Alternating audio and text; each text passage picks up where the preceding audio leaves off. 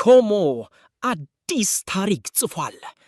በጣሊያን ሴሪአ በጉጉት ሲጠበቁ የነበሩ ወሳኝ ጨዋታዎች ተጠናቀው ኮሞ እና ሮማ የአውሮፓ ሻምፒየንስ ሊግ ተሳትፏቸውን በይፋ አረጋግጠዋል። ሮማ ሄላስ ቬሮናን 2-0 በሆነ ውጤት ሲያሸንፍ ኮሞ በበኩሉ ክሬሞኔዜን 4-1 በሆነ ሰፊ ውጤት በመርታት ወሳኝ ድል ተቀናጅተዋል። ይህንን ተከትሎም ሮማ በደረጃ ሰንጠረዡ 3ኛ፣ ኮሞ ደግሞ 4ኛ ደረጃን በመያዝ የውድድር ዘመኑን አጠናቀዋል።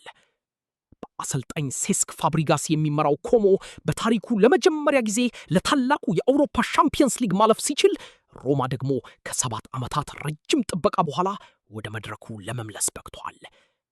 በሌላ በኩል ኤሲ ሚላን በካሊያሪ 2-1 በሆነ ውጤት መሸነፉን ተከትሎ የሻምፒየንስ ሊግ ተሳትፎ ዕድሉን አጥቷል።